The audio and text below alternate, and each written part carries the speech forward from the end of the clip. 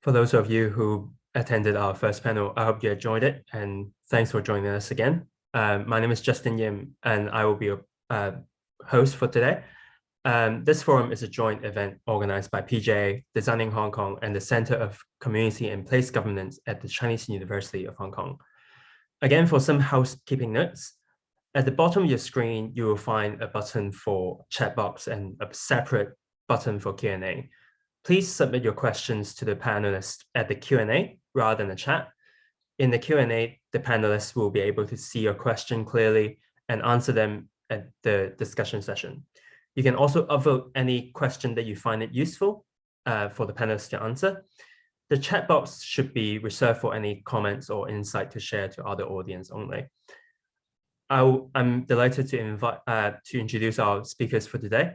To begin, we will have Skye Duncan, Director of Global Designing Cities Initiative, Lucy Saunders, Director of Healthy Streets, Professor Mi-Kam Ng, Associate Director of Institute of Future Cities of the Chinese University of Hong Kong, T.W. Ng and Chin Lam, co-convener and member of the Hong Kong Institute of Planners Healthy City Task Force.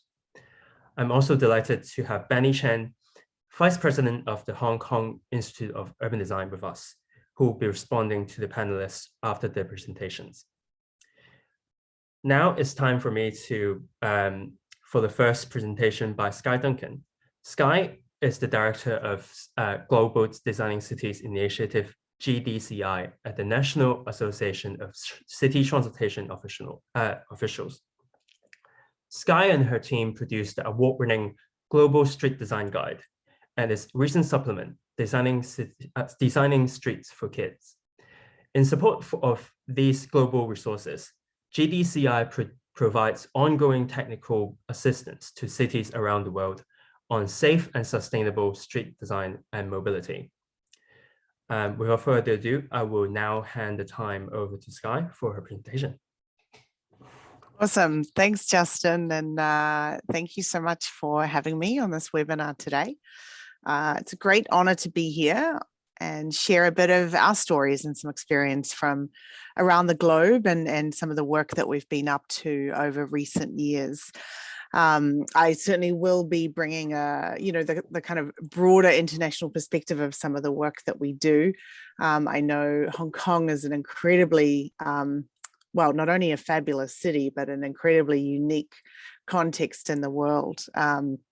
And I was thrilled, we did a pre-launch of the Global Street Design Guide in Hong Kong at Walk 21 back in 2016 it was. So it's been a wee while since I've been there, but I'm really excited to be here with this audience today. And so, of course, we're here today to talk about streets, right? And I think many folks here with this interest will understand that streets are our largest network of continuous public space that we have in our cities, and therefore one of our biggest kind of untapped assets that we have to solve many different challenges that we're facing. But of course, this space is also very contested, right? There's so many functions and activities that we're trying to support in that same amount of space. So, when we're thinking about mobility and access, our decisions around how we design our streets and write policies are impacting how we get around, our mobility and access, whether people are driving, have access to transit, whether they can walk or safe cycling. Or whether they can't, whether sometimes our most vulnerable users are having to battle off against vehicles or against speeding cars because they haven't been allocated enough space. Of course, the environmental sustainability impacts of our street design are huge, from the fossil fuels we burn, the impacts on climate change and resilience, from our biodiversity to our broader regional health of how we see our kind of cities functioning and coming together. It impacts these decisions impacts the economic vibrancy and sustainability of how we can deliver our goods, whether our city, regional and national budgets are being spent to serve only a few people in society. And economically also the amount of time that we spend wasted often in congested streets around the world. And of course, our everyday experience, our livability and quality of life of simply trying to cross the street or, have a moment to sit down in some shade with your kids on a hot day and to get around safely. And of course, public health and safety is fundamental. Ultimately, the way we've been designing our streets around the world today, it means that we're killing people slowly. We have over 4 million people dying prematurely from air pollution every year, a large portion of which is coming from the vehicles on our streets. We're now seeing remnants of evidence of air pollutants found in mothers' placentas. So before we're even born as humans now, we're impacted by these conditions. We're killing people slowly. Globally, we've got close to 40 million people dying from chronic disease each year, a large or a primary source of which is the physical inactivity in people's daily routines. And sadly, we're killing people quickly. We have 1.35 million traffic fatalities every single year. And, one of the most devastating numbers is that this is the #1 killer of our young people across the globe. So, not only these kind of big picture public health crises, but obviously more recently with COVID-19, we see streets today more than ever being a space that matters, right? To help to offer critical services, to help people, achieve and get their daily goods at markets, or for kids to be out playing in close spaces to their homes, for businesses to keep thriving and functioning, and then of course for people to pray and go about their daily routines.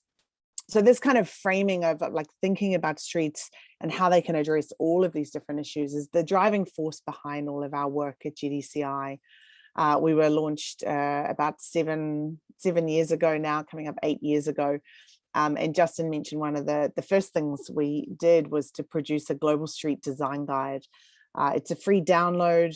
We didn't do this in isolation. We worked with hundreds of folks from around the world, from over 40 countries and 70 cities, to pull best practices together and put this into a new blueprint of how we can design urban streets across the globe. We've now had over 100 cities and organizations endorse this guide as kind of a way to rethink urban streets.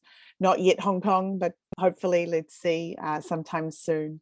And we've been working on a number of translations over recent years. So I'm really excited to be able to kind of increase the impact and reach of that.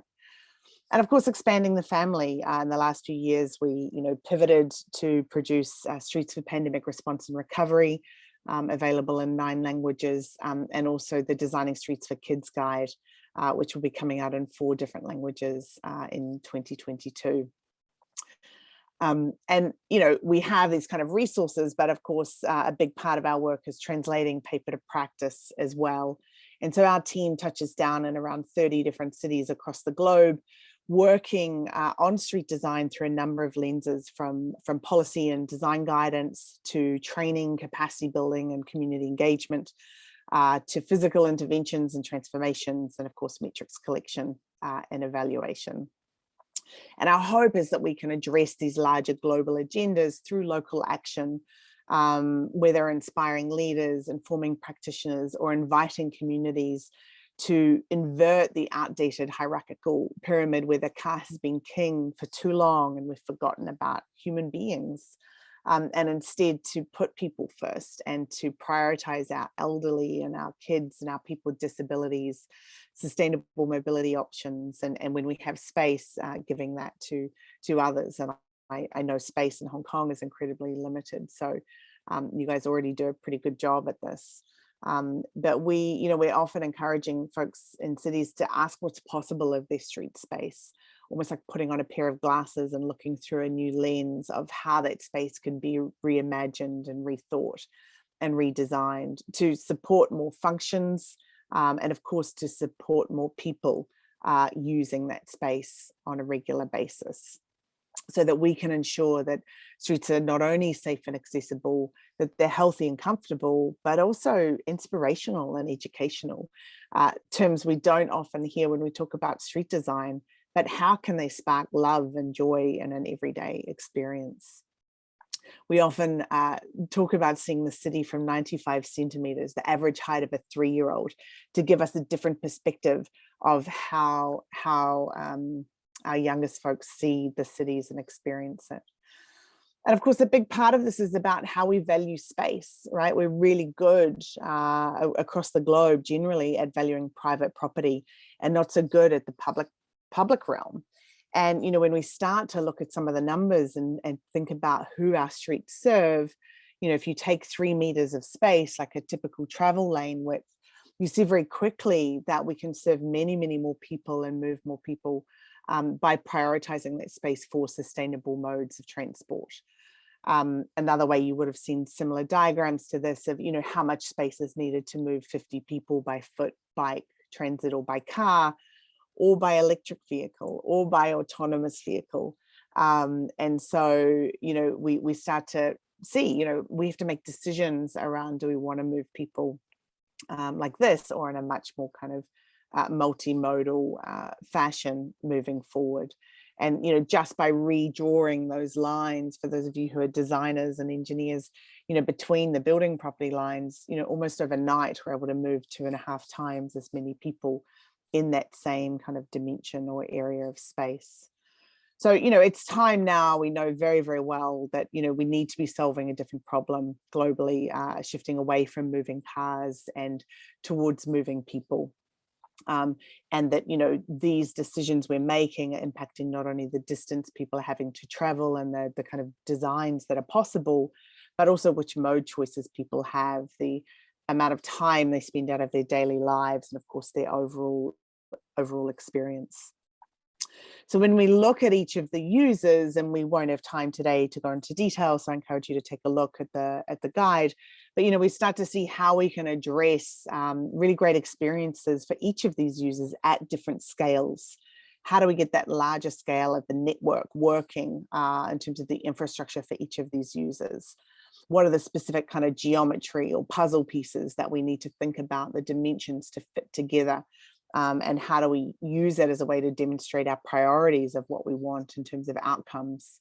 And then all the kind of toolbox of elements and, you know, components that add on to the basic geometry that support an overall great experience. So that, you know, the little things, the daily struggles that may seem so small, but can have such a big impact on people's lives, can instead be rethought and be spaces for, you know, kids to kind of play and smile and run next to each other, to kind of giggle, for families to walk hand in hand or to have a game of hopscotch. You know, how can a street be an opportunity for a father to read to his daughter on a pause? When we think about cycling, how do we redefine the cyclist so it is not, you know, this type of cyclist, but these are our cyclists that we're designing for? And, you know, that the facilities and the dimensions and the safety of that really reflect who we want to be seeing out cycling on our streets. And again, you know, it's been exciting to see some of the progress and impetus on this around the COVID. You know, a lot of the projects happening globally more recently. And of course with transit, and I know in Hong Kong you have an incredibly high percentage of transit users, so you will understand, you know, very well that, you know, when we dedicate space to transit, we're able to move many more people more efficiently. And so, you know, taking great lessons from around the world and kind of helping share those for others to copy and borrow, but not only the transit lane itself, but how do we take the stop and the facility and take the lens of a young mother or caregiver, you know, trying to get on and off transit and reimagine the stops so that they're accessible and playful and fun, even perhaps, while people are waiting, a bit like this example in Montreal in Canada. And of course, thinking about a safe speed strategy and redistributing the space that is given to our private vehicles with narrower travel lanes and unlocking, you know, opportunities for other users on the street, reducing speeds to make them safer, like we see in this example in Latvia. And of course, globally, starting to see more and more examples from Paris to coming out of the UK, you know, for many years now, 20 is plenty in miles per hour. And cities kind of taking speed reduction areas to make them safer. So unlike a lot of the other users, I think when we're thinking about the private vehicle, we can actually think about areas that we want to not include them. So limited vehicular access and take a feather out of the hat of cities like Oslo that have been kind of banning cars in their city centre and seen incredible results in terms of road safety, or Paris leading the way on some of the car-free areas for non-residential traffic coming up this year. And of course, when we're making these shifts in how we design our streets, it's critical to measure the impact so we can shift the conversation. As Mike Bloomberg often says, if we don't measure it, we can't manage it. So in the Global Street Design Guide, we help guide practitioners through different ways of measuring the impact, from the kind of physical infrastructure and operational changes to the resulting shifts in use and activity. So if we build X kilometers of, better bikeways, are we getting a shift in who's using that facility? And of course, the things that are really hard to measure, that we know these projects are often not the only contributing factor to, but the broader resulting impacts that we're trying to achieve in terms of, reduced fatalities and injuries and better air quality and reduced emissions and so forth. So, we have to kind of pare that back sometimes to understand the impact of individual projects. And we need to shift what we're measuring to do that. We're really good at measuring vehicles globally and not so much at a kind of a more inclusive approach. And so that's really a big part of how we have to shift the conversation, have a more equitable approach to being able to put people first. And so there's lots more info for those interested in the kind of what, when, why, how, and where. And finally, street transformation is a big part, both in terms of the guidance we produce and the support we offer to cities themselves. So whether we're kind of reimagining a large thoroughfare, thinking of the before condition and being able to, show how that can be a different reality, and give people examples of real life case studies where this has been implemented, and, kind of proof of concept, from giant grand streets, that can be completely rethought, a bit like we've seen in Buenos Aires in recent years, where they're starting to get the results of not only reduced crashes, but faster speed times for travel times for buses, and overall reduction in carbon emissions, to our smaller residential streets that can really be rethought to be the hub of the community, to invite people out and make it welcoming for families. With slower speeds, a bit like we see in this example in Copenhagen, where kids are able to kind of touch the plants and smell them and learn and develop their kind of brain connections, while a father can teach, a child to ride a bicycle. And, finally thinking of streets near key destinations, our hospitals, shopping centres, schools, these types of spaces that can be a really great entry point for us to start with. To kind of, again, take that real estate, take those dimensions and redraw them, reimagine them, and build them in a way that invite more folks to be out in them. And it doesn't always have to cost a lot of money or take a lot of time. Many cities we've been working with, this is an example in Istanbul in Turkey, where over a matter of a couple of weeks, reimagining the space, working with the kids, working with the communities. And we see that this kind of temporary approach was then kind of able to catalyze capital construction and a scale up throughout the city. And you see, instead of, storing metal boxes, now you get people out in the community using that space in a different way. Two examples in Bogota, in Colombia, both from rethinking kind of surface parking lots to giant grand intersections that, through transforming spaces, we're able to then kind of demonstrate, a 50% reduction in the kind of pedestrian conflicts and improvement in speeds, as well as demonstrating that the community wanted this project to be permanent. And so the city was able to go back and make this permanent as an implementation in the city, and again, scale this across the city. To Addis Ababa in Ethiopia. And this was a really interesting project, a very large intersection in the heart of the city.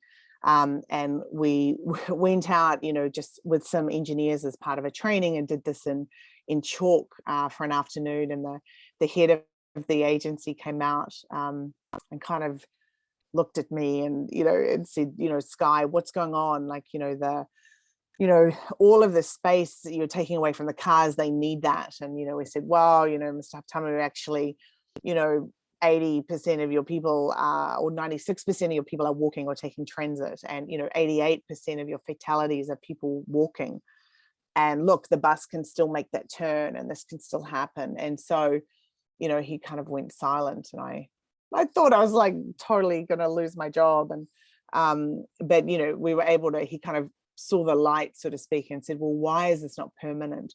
This makes a lot of sense. And so we were able to then go back and implement kind of a refined design for a period of 6 months, where we could then kind of go and collect more robust data, qualitative and quantitative, for metrics around turning speeds and so forth. And then the city was able to go back and use that as data to build evidence to make permanent change in capital construction, and again scale that up across the city. Similar examples in Milan, in Italy, outside a school area, where we were working with them to transform this intersection. You can see, I mean, just incredibly narrow sidewalks, parents and kids, standing in the middle of the roadbed, very dangerous situation. And instead, the type of environment that can be created that really genuinely puts people at the heart of not only kind of creating that space, but then giving them somewhere to come to and connect socially and build stronger communities together. And it was just, an incredibly heartwarming kind of project to see the types of outcomes, that you can get from a bit of paint and some furniture often. And the final example I'll share with you is from Fortaleza in the north of Brazil. We'd been working with them for about 6 years, and one of the projects, we'd done a whole series, but one of the ones was this transformation in Dragão do Mar, rethinking the streets around an art center there.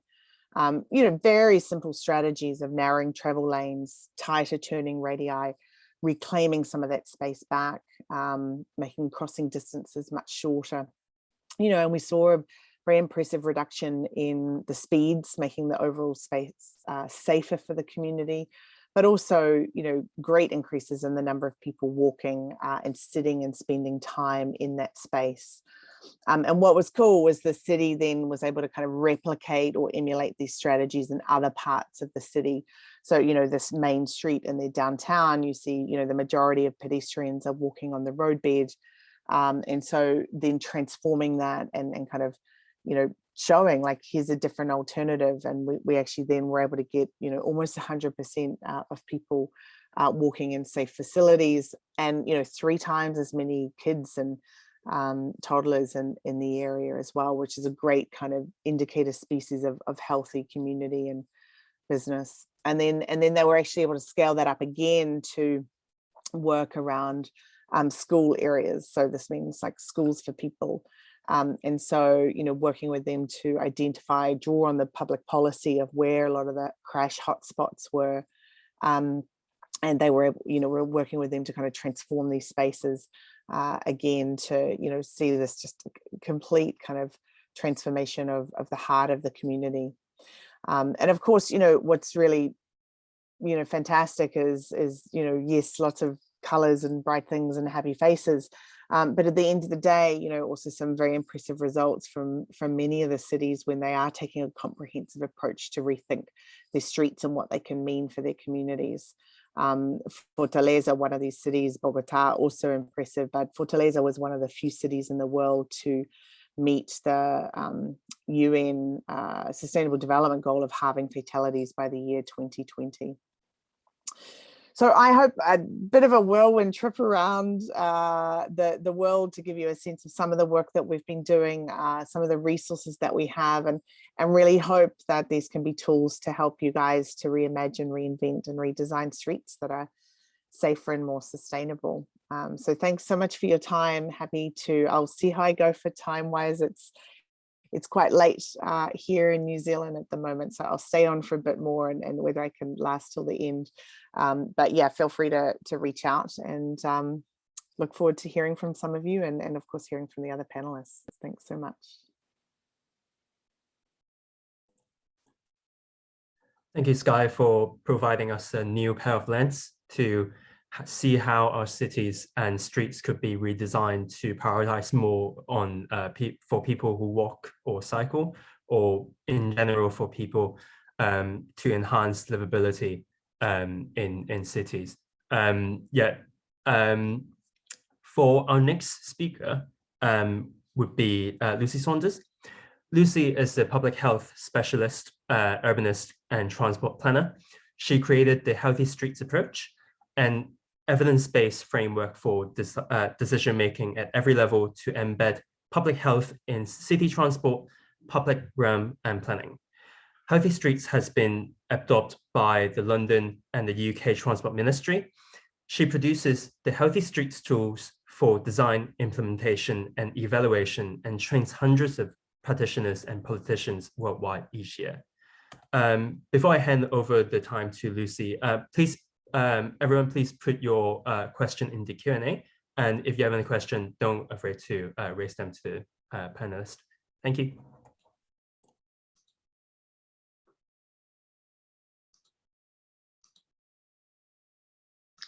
So I'm going to be talking about the Healthy Streets framework. What is Healthy Streets? In a nutshell, it's very simply these 10 Healthy Streets indicators shown in this colourful circle here. And they look very simple. They look very easy to engage with, which is key to the Healthy Streets approach being successful. But when you dive into how you actually deliver them, it gets really quite complicated. How is this approach different to how things have been done in the past? Well, this is a street near where I live in London. It was built brand new from scratch in our Olympic Park. And you can see that there's probably a lot more priority given to the signage pointing to the car park than to the people who are intended to walk and cycle around in this environment.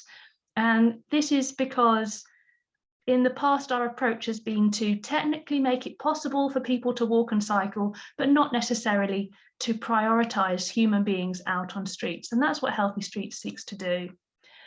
We've inherited what I describe as a cars first environment, where the default setting is to always put the cars before the people. And here's two typical examples from London. The picture on the left shows a side road entrance where, yes, you can cross this side road entrance, but you do have to kind of go out of your way because the cars have priority. And then the picture on the right where people who are walking along this street could almost not know that they were crossing a side road entrance because they've been prioritized. And the way that you feel and the way that you behave in these two different environments reflects how prioritized you feel. And here's a recent example of how the Healthy Streets approach is adopted in very small ways. And this one again is from London. You can see the picture on the left I took a few years ago of a typical pavement. Technically, if you don't have any encumbrances, you can walk in single file along this pavement. And the barriers on the right-hand side encourage anyone driving along that they can speed up a bit because there's no chance anyone's going to step off that pavement into their path. What we've done here is we've actually taken some space away from the cars to widen the pavement to make it comfortable for people who are walking with children, suitcases, with mobility aids, and for people to walk in pairs and groups and have a conversation. Healthy Streets is just as much about the small improvements that we can make systematically across a city as it is about some of those bigger projects. And it's certainly not an approach that is anti-car or in opposition to car use. There's definitely a recognition that cars are an amazing asset for providing particular services, and they're particularly good for longer journeys which don't have public transport alternatives.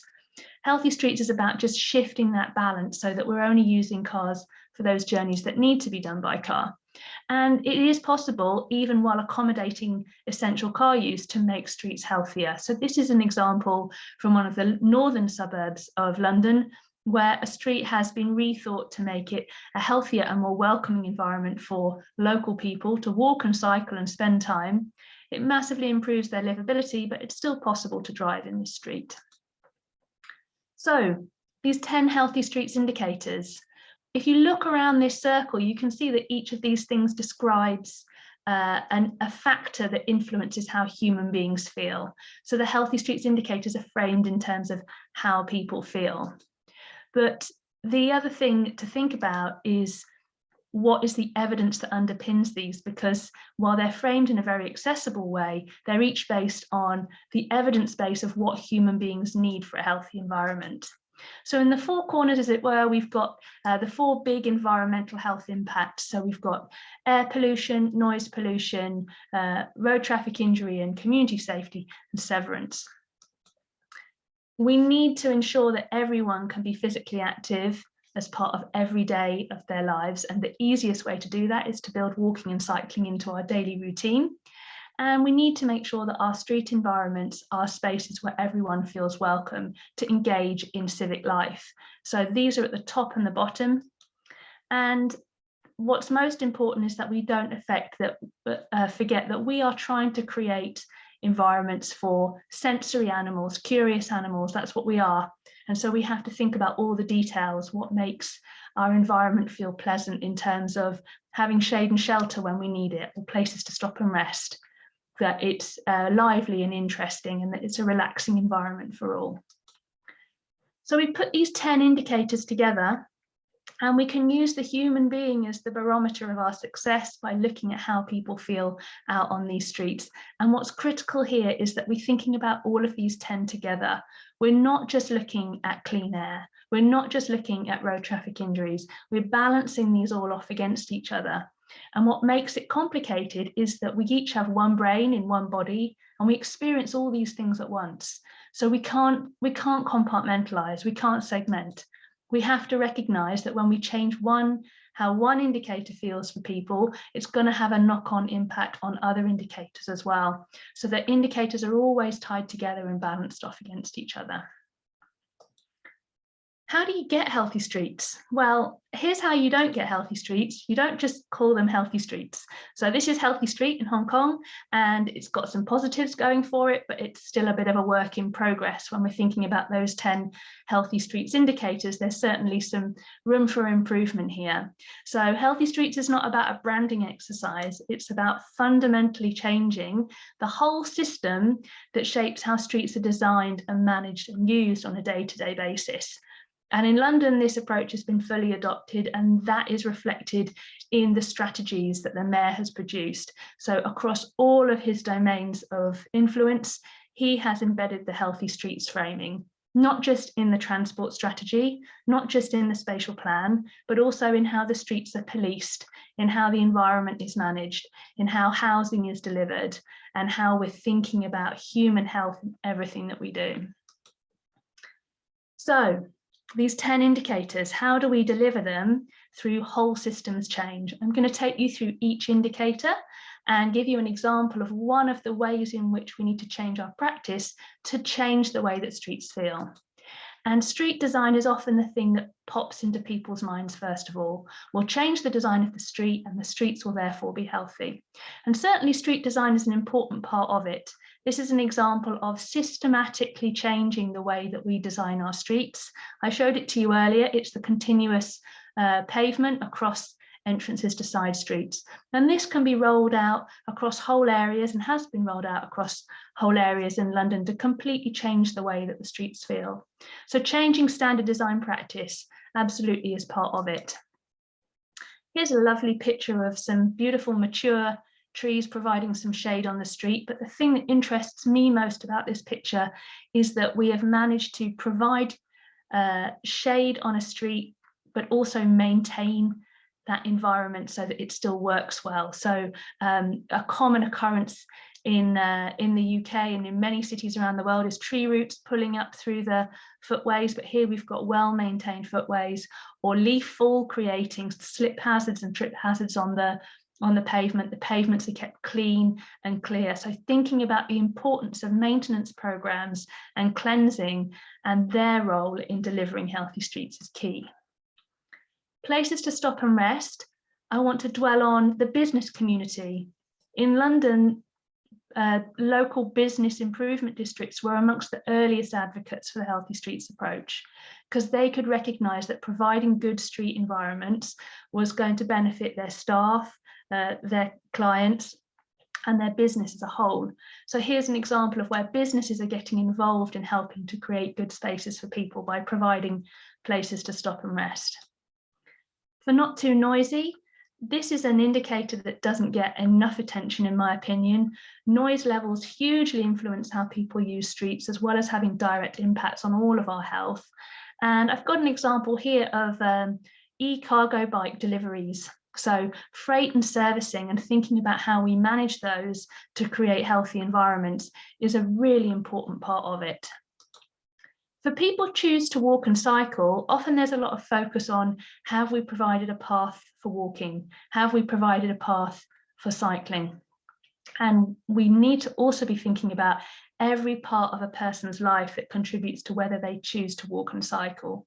So here we've got an example of some secure, weather-protected on-street cycle parking. And this is even repurposing an on-street car parking space to provide space for 6 residents to keep their bikes somewhere convenient and easy for them to access on the street. And that can often be a critical factor in whether people choose to cycle. For people feel safe, I want to spend a moment on behaviour change programmes. This is an example of a behaviour change programme supporting local community members to build their confidence in cycling in amongst busy traffic, also cycling with children. And this is a really important part of us getting the change that we want to see. But there's also behaviour change that can be directed at professional drivers, such as bus drivers, taxi drivers, and freight and servicing, and also all the practitioners who work in the field of designing and managing streets. Getting them out, seeing what it feels like to walk and cycle is a key part of making the system change happen. For things to see and do, I want to spend a moment thinking about property owners and property managers. Here we've got a private residence, and they have really given a gift to the street here by planting up the area in front of their home to make it interesting and make it changing throughout the year, so that people can have a walk to the shops or a walk to the bus stop that actually stimulates them and interests them and makes that journey feel rewarding. For people feel relaxed, there's new developments. These are often a big focus as an opportunity for us to get everything right first time. And this is an example of a new development where they've really emphasised the people feel relaxed aspect of healthy streets. We've got step-free crossings, nice wide footways, space for people to dwell and for children to play, and plenty of greening. For clean air, I want to dwell on the importance of citywide policies. Often people think delivering good streets is about zoning in on an individual street and changing how that street looks and feels. But some of the biggest impacts in terms of healthy streets indicators comes from those citywide policies, like rolling out 20-mile-per-hour speed limits, or this example from London, the very successful recent expansion of the ultra-low emission zone, which has hugely improved air quality in London. And lastly, everyone feels welcome. A key part of us moving from a cars-first environment to a people-first environment is engaging communities in thinking about how their streets are not just places for cars, but that they're places for people. And using temporary events and community activities out on streets can really help with this. So these are the 10 indicators. They can all actually be quantified and measured. And there are plenty of tools to help you to do that. The first one I want to mention is the Healthy Streets Index. This is for helping us to look at planning a city, planning a country, or planning a region, and thinking, okay, where do we need to prioritise our efforts? How are we delivering at the pace and scale that is needed? So here is an image of Greater London, a region of 10 million people, and every single street in this region has been colour-coded, red, yellow or green, with its score for how healthy it is. Of course, on the day that this was launched, the first thing everyone does is they zone in to find their own street and check that it's a green one, or look in horror and discover it's not quite as green as their neighbour's street. But when we pull out and look at what is feeding into these individual street scores, it's not the detail of the design or the management of individual streets. It's looking at those fundamental building blocks for healthy streets. So what are the land use patterns? What's the street network connectivity? Where are the people? Where's the traffic? How wide are the pavements? Where's the trees and the greening, and how's it impacting on air quality and noise? So this is really for city level planning, thinking about where to prioritise. Here's a street in London. At a street level, it looks pretty lovely, but how does it look when we look at it in the index? Well, yes, it is actually scoring really well. It scores 84 out of 100 in the Healthy Streets Index. Here's another street also in inner London. How does this compare? Well, it only gets 28 out of 100. So we can start asking ourselves some questions. How can we level things up? How can we get everyone who lives in a city to have an equal fair chance of a healthy environment to live and work and travel in? So this Healthy Streets Index can be produced for any city. We're currently working on Barcelona and Bristol, and these Healthy Streets Indexes help us to grasp the scale of the challenge and track it over time. If we zone down in onto individual streets, then there's the Healthy Streets Design Check. So the UK version of this has been produced by the Transport Ministry, Department of Transport, and there's also a version for Australia. And this tool is a very simple spreadsheet tool developed with and for designers. It assesses how well designs are prioritising the Healthy Streets indicators, and it can be used both on existing streets, proposed designs, permanent changes, temporary changes, and takes just 15 to 30 minutes to do each one. So it's quite a quick and easy exercise. To show you a recent example of me using this Healthy Streets Design Check, this is a project that I've been working on over the last year to deliver some healthy streets neighbourhoods. So you can see here a picture of what the street looked like before, and the very cheap light touch changes that we made to this street. We just added a traffic filter. We added a bench and some planters to make it a bit more interesting and better for people, and to improve accessibility, we took the opportunity to put in a drop curb at this crossing point. So it was low cost, but that doesn't mean it doesn't have a significant impact on how healthy the street is. Here we see the score that gets produced out of this spreadsheet tool.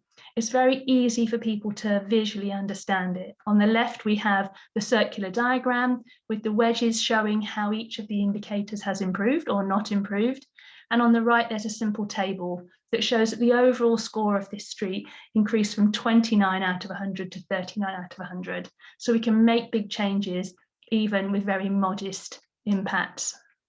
This kind of tool is great because it helps designers to think about the whole street, and the human experience is the focus, and shifts away from thinking about individual modes of transport and movement.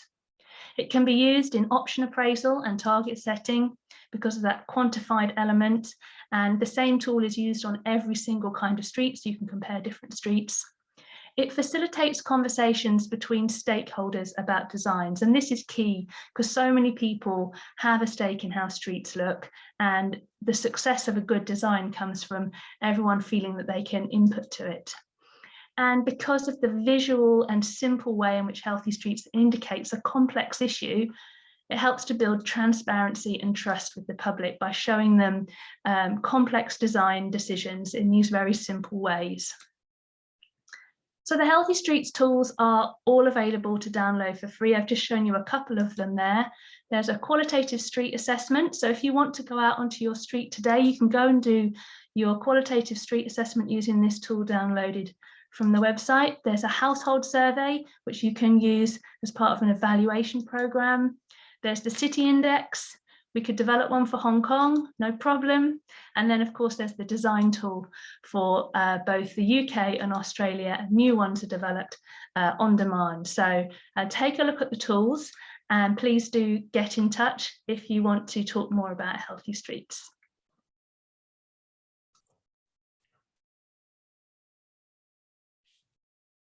Thank you, Lucy, for kicking us through the healthy streets approach, especially why it is important to overhaul how people would think our street should look like, or why it's important to use it to facilitate conversations between all stakeholders. Thank you, Lucy. For our next speaker, I would like to introduce Professor Mijam Ng. Mijam is the Associate Director of Institute of Future Cities at the Chinese University of Hong Kong. She is a fellow at Royal Town Planning Institute, a fellow at the Hong Kong Institute of Planners, and the academic advisor of Hong Kong Institute of Urban Design. She was elected a fellow at Academy of Social Sciences at the United Kingdom in 2016. She's been a consultant to United Nations, the European Union, and the municipal government of Shenzhen. The urban studies program she directed is the member of the UN Habitat World Urban Campaign, promoting the implementation of the new urban agenda. I'll now hand over the time to Mijam. Thank you. Okay, good morning or good evening. Thank you, Justin, for your very kind introduction. I think this is really a great panel. So far, I've learned a lot.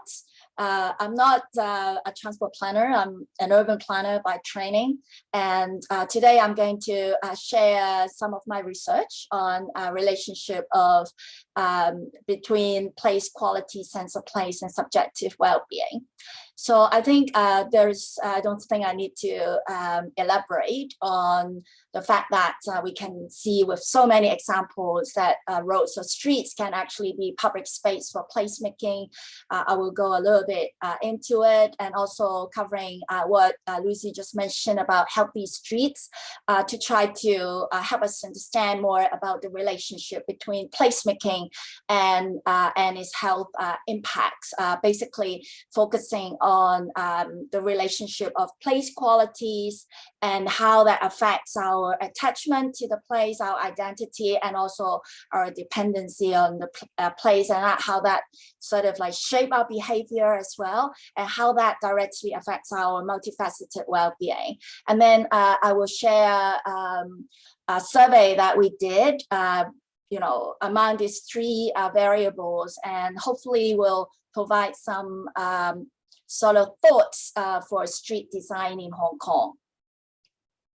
So roads or streets as public space for placemaking, I think in the first panel, we understand that, or in the earlier presentations, we understand that we've switched from the perception of roads for vehicles to roads for shared modes of transportation, to a stage where we realize that our focus should not be on roads, but actually on the place and also the people in the place, and what do they need. And then from there we think about the different roles and functions the roads and the street types can serve that particular place and the people living in that place at different time of the day.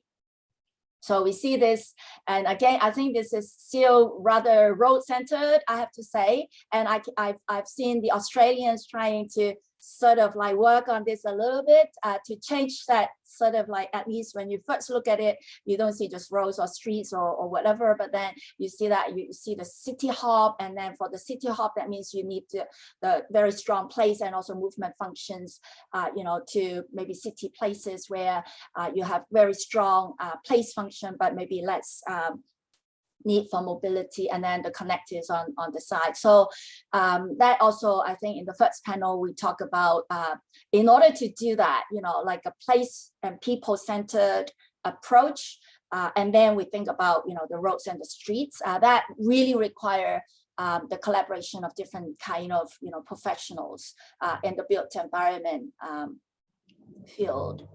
So in the following, I would like to sort of like talk a little bit more about placemaking and health benefits, and trying to link these three aspects. And I think, all the wonderful examples the previous two presentations have shown is that, this placemaking processes is not just good for our health.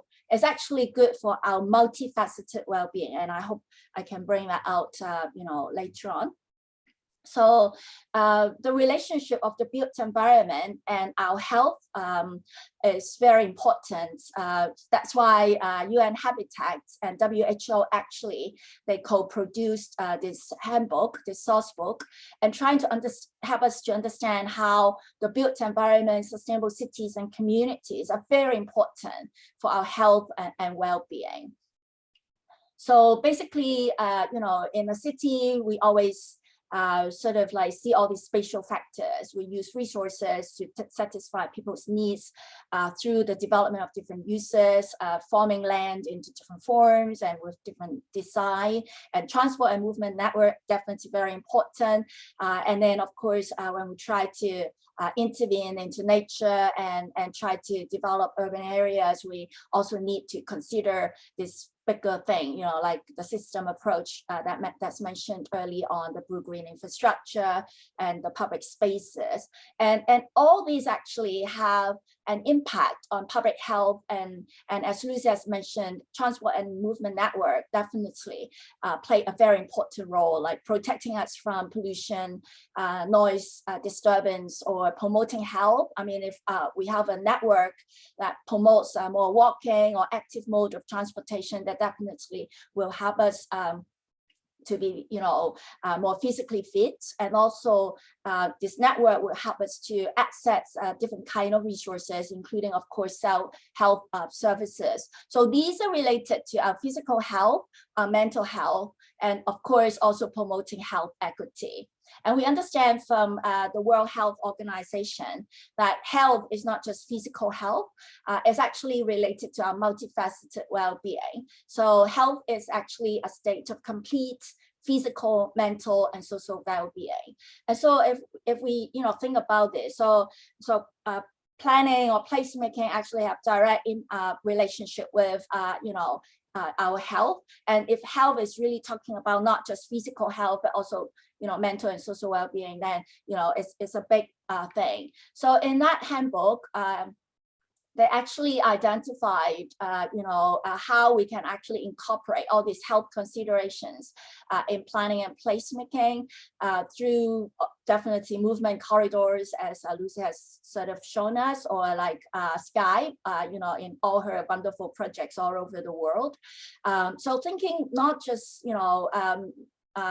roads or streets and movement corridors, but it's an opportunity for us to do placemaking, to turn it into sort of real public space. It's not just for vehicles, but also for people.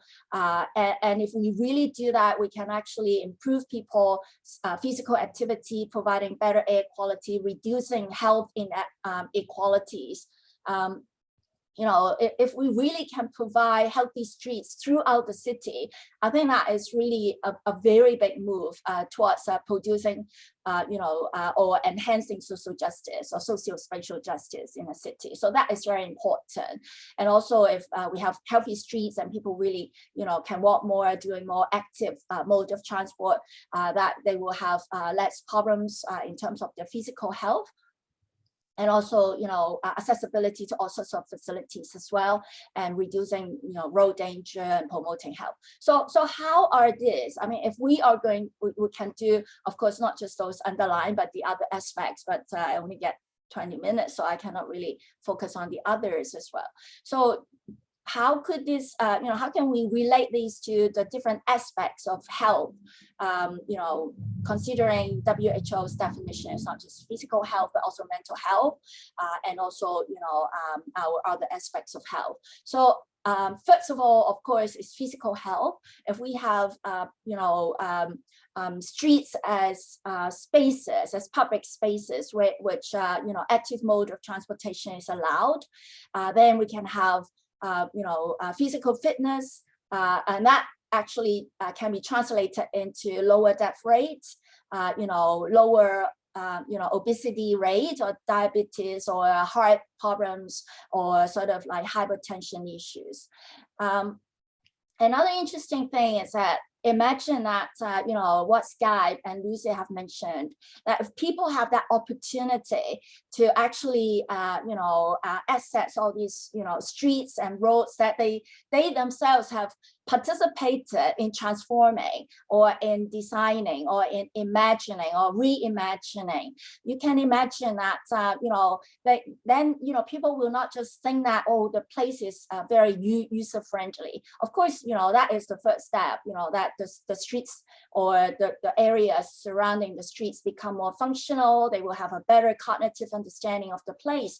But then when people sort of like use the streets more, they know the people more, they would grow an affection, they will have affection of the place, that would develop that affective sense of place.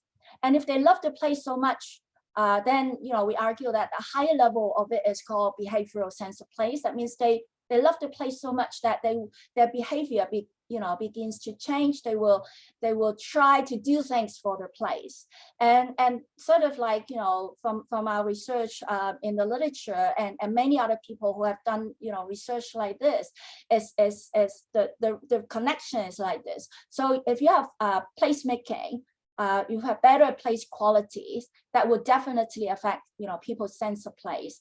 And this sense of place is important because this sense of place is closely related to the identity of the place, and place identity is closely related to our personal identity. It's part and parcel of our personal identity. So if you have a kid who live in a place where you've got healthy streets, where he or she can have this opportunity, like in the earlier presentations, to smell the plants, or to have their parents teaching them how to do things, cycling or whatever, and meeting other kids. So it actually increases spatial competence. This ability to navigate, space, this ability or this feeling that they can actually have this mastery of the environment is very, very important for our well-being, for our subjective well-being. And I want to explain a little bit more. So for subjective well-being, there are different kinds, and we try to adopt Corey Key's understanding, which he defines, well-being into three types: emotional, psychological, and social. So emotional well-being is related to these different things. So imagine that if you have the opportunity to design or redesign, streets that Skye and Lucy have mentioned, like you feel like, of course you feel more confident because you see, a banal street turned into something fun and interesting. You will feel contented, and then you feel like you want to sort of take it as part of your daily life, and then it's good self-esteem. And when you go out and see people enjoying the space, you're happy for those around you, then you will have better emotional well-being. And also, we try to argue that it's also, you will have better social and psychological well-being, because look, if you want to have better psychological well-being, that include autonomy, right? So a good street, healthy street will actually allows you to feel this environmental mastery, autonomy. You will have better relationship with others because you have more space for one another, and you can pump into one another. You feel sort of like, it's easier for you to sort of feel that you will accept yourself more, and doing a project like that will actually definitely let you grow and maybe sort of feel that there's purpose in life. And that will sort of translate into social well-being as well. Like you feel like you're contributing, you go to the streets, you can, do things that you sort of feel like you're making other people's life better as well, better integration, coherence, and you can actualize yourself through transforming streets or doing placemaking, as well. So it's like, so we, based on this theoretical understanding, we try to, my colleagues and I co-wrote this paper. We tried to look at place quality, sense of place, and subjective well-being. So this survey is not, it's not a survey focusing on streets basically, but it's more on place quality. So I'll try to explain, but I hope the results will also tell us something about, street design. And we think that is this question is very important in Hong Kong, as the first panel and the current one, you've seen some of the streets in Hong Kong that they have a lot to, for us to desire. Now, if you look at this chart, you can see that only about like a quarter of our land is built up area, right? And amazingly is that if you look at this, the road and the transport facilities, this is quite a big sector, right? So it makes up 4.2% of our land, total land in Hong Kong. And it's actually more than the combination of open space and recreation, as well as the land for public housing. Now, this is big issue, because if you look at public housing, actually housing 45% of our population, that amounts to 3.4 million people. So in other words, I mean, if our open space and recreation is just 2.5%, right? Now, and then so many people are living in public housing and they just make up 1.5% of the land. So turning or thinking about, roads and transport facilities and making them into sort of more people-friendly places, healthier places, become very, very important for such a compact and also very high density city such as Hong Kong. And this also gives you another sort of understanding of the situation in Hong Kong. Maybe we have not really shown you enough of our sort of the more rural parts, but our urban area is really, really, very high density, because we are cramping 90% of our population in 24% of the land. And then, the rest of it is less than 10%. So that is the situation that we are in. But this kind of spatial context highlights the importance of sort of like placemaking, in our city. All right, so our survey, we had over 800 questionnaire survey of adults and elderly people in 2 districts in Hong Kong, one in what we call Sham Shui Po, never mind the name, and the other is Sha Tin. You can see that the Sham Shui Po is an old urban area, and then the Sha Tin is like a new town. So these are 2 typical urban forms in Hong Kong. So we do have the old urban area, and then we do have new towns, which are also high density, and then we have the more rural part, which is not covered in this survey.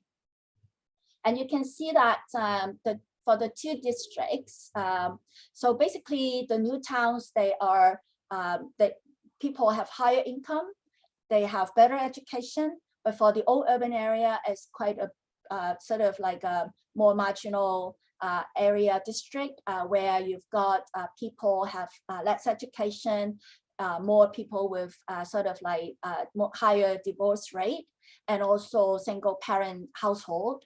And you can see from this percentage, more new immigrants, these are the percentage of people living in Hong Kong less than 7 years. And also you can see, although it seems like they have more public housing and also private housing, but in the earlier photos, you can see that this kind of private housing is very often old tenement buildings, and some of these people actually are living in subdivided units. It's another characteristic of Hong Kong. And so in terms of open space, you can see it's better in Sha Tin as well. So that's another sort of give you a feel of the cityscape of the 2 places. Now, we developed 5 hypotheses according to our understanding of these 3 aspects. So we argue that if people perceive, a place, if they like it more, like the place qualities assessment is higher, they will have a stronger sense of place. We also think that, place qualities such as community and public spaces that foster deeper social interactions and socio-spatial bonding, then they will be more important for nurturing, sense of place. And people staying longer in a place, they will have a stronger sense of place as well. And more importantly, I think, people have stronger sense of place, they will be happier, they will have better emotional well-being. And then, people have a stronger sense of place, they will also have greater psychological and social well-being. So, so let me go to the results. Let me explain the place qualities. We do have, these 6 categories. I don't have time to really go into the details about how we identify these 6 factors. But anyway, it's sort of building and housing. We do have transport in it. Non-motorized transport, public transport, community and public space, environment and convenience. And for the sense of place, as we've explained, is functional, affective, and behavioral. And the sense of place is emotional, social, and psychological. So jump into the results. So you can see that there is actually a positive relationship between people's assessment of place qualities and their sense of place. If you look at this, if you look at sense of place, you can see that place qualities actually explain, to a very large percentage of people's sense of place. And among these various categories, we can see that community and public space are very important. Surprisingly, non-motorized transport is not significant. Public transport, depends on the significant level that you can accept, is marginal.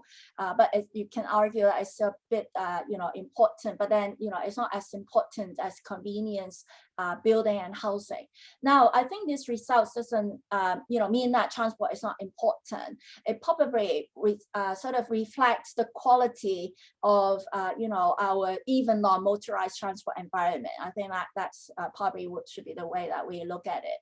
Anyway, and then for hypothesis 2, we argue that community and public spaces are very important because they foster deeper social interaction, social capital, and socio-spatial bonding. And it's true, and it's supported because actually community and public space account, the highest correlation between this and also people's sense of place, according to our results. For the third hypothesis, we argue that people staying longer in a place, they will have a stronger sense of place. It's also supported, although it's actually highly, correlated with place quality. So again, I think it's the place qualities that explain, people's sense of place. And then the fourth and the fifth is I would argue that people with stronger sense of place, they will be happier, and that's definitely true because you can see that the emotional sense of well-being is actually the highest among the 3. And it's also true that people who have a higher, stronger sense of place, they will have higher social and psychological well-being. But you can see it's the social aspects which is even higher than the psychological aspect, which is more internal. Okay, so I think as I've said, this survey is not particularly geared towards understanding streets, but then I think there's some implications that we can learn from the survey is that place qualities or placemaking matter. So that's why I think all the work that Skye and also Lucy have shown us, they are very important because they affect our sense of place, which is highly related to our subjective well-being. And that's why I think street making matters. This is what my colleague did, magic carpet for High Street near the University of Hong Kong, turning like a really sort of steep street into a fun place. And also streets, actually, I think the Australians got it right. Like you don't have the roads and the streets first. You have the people and the place first.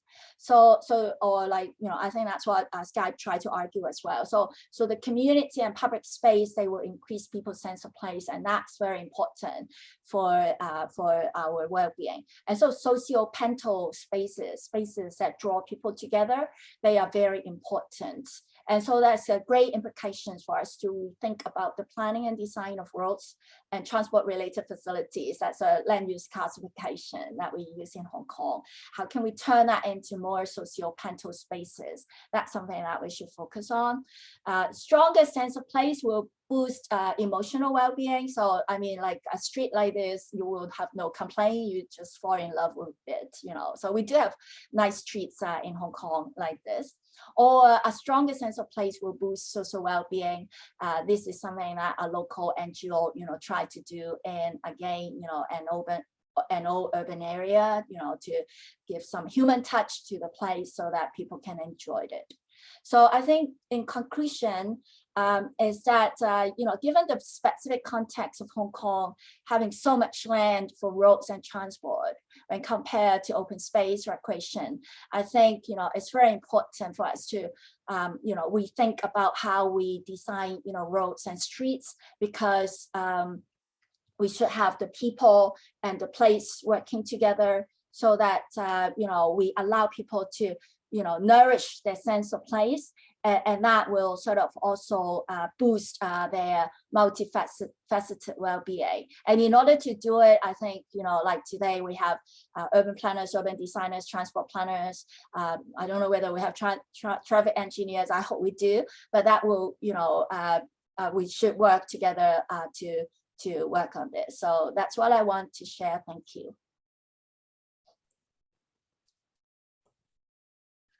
Thank you, Meekan, for providing us the evidence in research on how streets or places are actually designed would actually affect our social and mental well-being. And it really has an implication on how we should design the streets in Hong Kong in the way forward, especially bringing all different professionals together to contribute a better placemaking, especially creating social petal spaces for people to enjoy and improve people's well-being and health. So the next speakers that I would like to introduce is TW Ng and Chin Chin Lam.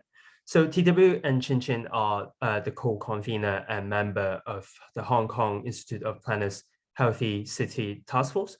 Recognizing the pandemic has triggered a pressing societal aspiration for a safer and healthier built environment, the Hong Kong Institute of Planners has set up a task force on healthy city to explore ways to further planning efforts more effectively and aptly for livable and healthy Hong Kong.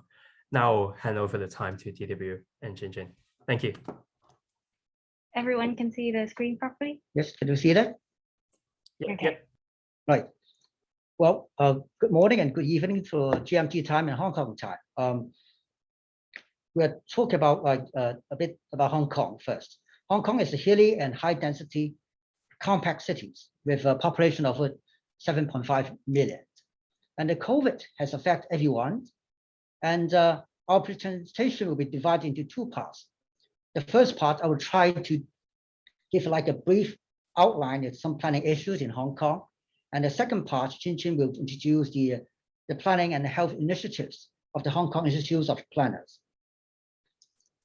With around 56% of our population living in 9 new towns, people commuting to the city center every day for their work, leisure, and other activities. Hong Kong is a densely populated city with highly efficient public transport, and 90% of the daily passenger trips are made with public transport, so it's only 10% by private cars. Similar to other developed economy, Hong Kong has an aging population. Elderly currently standing around 16%, will increase substantially, or even it's just like doubled to 36% by 2049. That means 1 in 3. And the senior citizens, that means people 85 or above, will triple to 10%. Most of these elder live in the inner urban areas, but we aspire to make sure they live in the community or age in the community. Similar to other developed economy, we have a traffic issue in the cities. From here, you can see the goods vehicles maintain relatively steady for the past decades. But the blue lines, you can see the private car has increased substantially for over 40% from 2010 to last year's. And the increase in vehicle has effect as the traffic congestion has worsened and as the health risk. In Hong Kong, the major roadside pollution is from vehicles. Air pollution leads to health issues such as asthma, allergic, especially for infants and children. And the traffic noise leads to insomnia and stress, anxiety. With more cars, there's another trend. In Hong Kong, we see like a gradual decline in pedestrian casualty involved in traffic accidents in most age group, especially for the younger ones, except the elderly. You can see the yellow one. We see a steady increase in elderly involved in traffic accident. In fact, they rise from the 29 to around 25% to over 35% by 2018. So how can we make our city road network a bit safer for our citizens? For making our traffic and pedestrians, we relied on the Hong Kong Planning Standards and Guideline and Transport Planning and Design Manual for the basic requirement and the standards. In our new towns, with comprehensive planning and engineering studies, followed by the coordinated infrastructure work, we have better pedestrian facilities, and local communities are largely walkable. But in the urban areas, situation is rather different, which perhaps may attribute to 4 areas. First is the focus on vehicular traffic. That is the main focus, seems to be now. And of course, a lot of the pedestrian facilities has been relegated to the basic minimum. And thirdly, there's no periodical or integrated planning and transport review. And lastly, the planning authority has no plan, fund, or mechanism for pedestrian or local improvements. Looking at our streets, for high-density cities like Hong Kong with small living space, streets are essentially our breathing space, social link, connects to transport, park, goods and services, as well as walking or our exercise trail. Researchers have found that moderate exercise, including walking every day, has noticeable health benefits. On the physical side, it helps to improve our cardiovascular endurance, prevent osteoporosis and arthritis, maintain our muscle strength, and that's very important for elderly. And on the mental side, reduce stress and anxiety or depressions. With social distancing and restriction on dining arising from the COVID, the gathering has been affected. And often you see people queuing up along the street for takeaway during lunchtime and evening time. And from this picture, you can see, and park and recreational facilities have also unfortunately been closed. So is public space still available for us? With park closed, streets are narrow and crowded. People are confined to their small living space, which only not weaken their physical wellness, but also increase the mental stress and anxiety, leading to, unfortunately, argument or even domestic violence for both adults and children. What is this and what is it for in the middle of the road? And more importantly, what's the message behind it? I think COVID is an important note for us to rethink. Is our street really walkable, and how to make it walkable for different age and abilities? And this picture, you can see why people walk on the street, on the road instead of the pavement. And what do you see in the pavement? Is it really walkable? The number of cars is increasing along the road. Drivers are allowed to park, pick up and drop off at ease in our city centers. Is it time for us to rethink and replan, given the opportunities for health concerns, safety and wellness of the 90% of our daily passenger trips? So in the next part, I'll let Chin Chin to cover the initiative of the Hong Kong Institute of Planning. Thank you. Okay. Is this blocking? Hopefully not. Okay, so thank you, TW. I will now share about Hong Kong IP's previous actions, findings, and initiatives. Also to share about our recommended principles. So during the COVID-19 pandemic, a group of professional planners and enthusiasts formed the Healthy City Task Force under the Hong Kong IP with the objective to rekindle town planning and public health to ensure a healthy and resilient city. We first started looking at World Health Organization's definition of health, which Professor Mi Kam just shared as well. In that it says that it's not only about the physical and mental social well-being, but also the well-being in the absence of disease. So although we started during the pandemic, we would like to take this issue further and think about the long-term health and development in our city. Also, as a starting point, we looked at the UN Habitat source books and other established frameworks. The wonderful work that Lucy and Skye did definitely will be useful for us in our further research. But these guidelines help us to have a better understanding of the role of planning and health in the wider sense. Now, we would like to, for our work, we wanted to establish a robust mechanism for collaboration between different parties to have town planners, medical professionals and others, and also the public, to not only focus on the communicable diseases, but the non-communicable ones as well. And having a science-based planning approach with help from expertise, we believe the recommendations will be more comprehensive and effective. In December 2020, we have published an interim position paper where the team had reviewed, analyzed the situation of Hong Kong during the pandemic and had made some recommendations to decision makers and environmental professionals. Last year, we further engaged with other health experts and local NGOs such as the South Asian Army to better understand how the pandemic had affected grassroots citizens.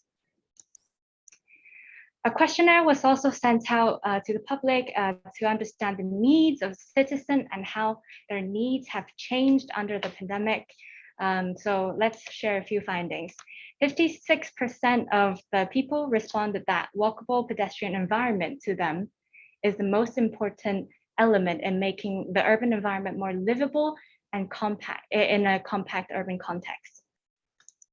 However, when asked how often could you maintain a 1.5 meter social distance from others when walking on streets or in public space, surprise, surprise, in such a dense city like Hong Kong, 50% of the participants said they seldom keep that distance, and 11% said never.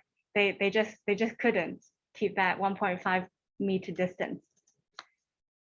So combining all our findings, we have drafted a healthy city guideline specific to Hong Kong and from all of these understandings. The main areas include forward planning for emergency use, plan adaptable open spaces, plan streets for all, healthy living environment, and to build digitally engaged and connected communities. Now, today I will only focus on the third one, plan street for all, where concepts and general directions will be shared. The actual methods and how to achieve them will be in the full guideline later stage. So 1, street as public space for all, to redistribute road and street space. We need to prioritize on creating streets for people instead of cars, like all of our speakers mentioned, and Mika and TW. There are more people taking public transit than cars. 10% of total trips are made by vehicles, only 10. And so we really should redistribute that for pedestrians. And then we should also, roads should be regulated to reduce vehicular traffic, to redistribute or have more shared road spaces, reduce traffic lanes, and reduce more on-street parking. This will make our street space less dense, to reduce communicable diseases. We'll have less air and noise pollutions, which helps sense of place, as our past speaker just mentioned, and reduce risk of accidents. So 2, planning our street versus engineering our road. Human-centric approach for streets. The mindset of vehicle first needs to be changed. It's not just about width and flow for vehicles. The standard for pedestrians should also be revised with the changing demographic, especially in Hong Kong's rapidly aging population, so that the streets can cater to all people of different ages and inclusive to all.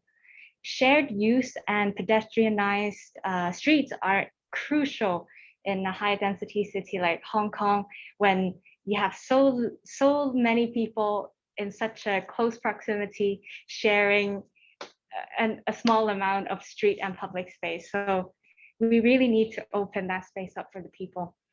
But again, it's not about it's also about the quality. So 3, we need to make streets more comfortable, active, and healthy. Review and improve existing pavements. Like TW mentioned, there are no current mechanisms to review, no proper mechanisms to review the established built environment. But by reviewing them and making them more welcoming, comfortable, it will further encourage people to walk and more likely to do other active transportation. Along with greenery, it can create an open and safe environment good for exercises or to socialize, which is good for both physical and mental health, and also planning for climate change. It's important. Also, don't forget about the obstacle courses. We need to rationalize the traffic signs and fence on our streets and pavements to really provide a good walking environment and not obstacle courses for people. 4, connect to open spaces, creating a network. Review paths to create open spaces and create small pockets of green in urban areas. So our findings tell us that people generally prefer to have more pockets of open space in nearby streets than one big one far away. By doing this, it can create an urban green network, which further encourages active living as a means of active living and walking as a means of transportation. More people can quickly and easily access resting spaces when they need it the most. And to do this, we can turn temporary vacant sites into open spaces rather than car parks. Lastly, 5, active management of streets, public facilities, and open spaces. Cater to changing needs of the environment. There needs to be an active management of road space for different uses at different times throughout the day to really utilize our resources in such a high density city. But also we need to have a management plan for streets and public spaces during an emergency or special occasions. For example, this street, which is usually shared with a badminton court, has turned into a maze and no one can really use that space anymore. To also make our city more resilient, streets, parks, and open spaces should also have different multiple functions to cater the changing needs.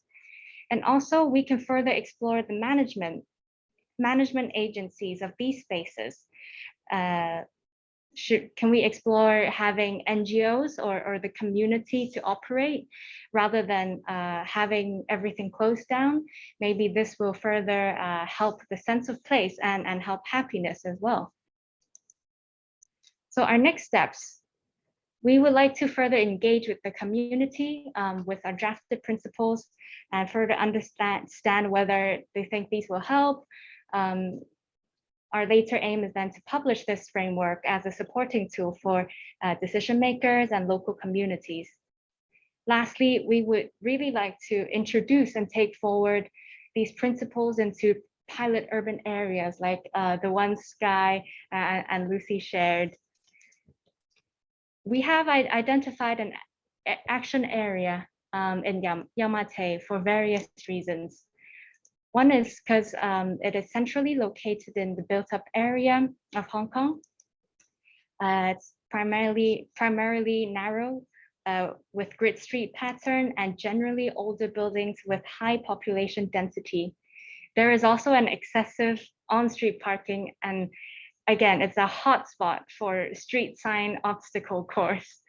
Lastly, you can see a clear disadvantage for pedestrians compared to vehicle users in this area, and that is why we have chosen this for our pilot. So there are pedestrianization projects, but on-street parking and inequality for pedestrians still remains a big issue. So TW asked just now, what is this? The answer is, in fact, this is a mini stool put by nearby residents so that they can climb across the fence to cross the road. It's a dual carriageway. And if we think about that and we think about how are we really providing what people need, do we need to prioritize pedestrians more and make it healthy rather than on vehicles?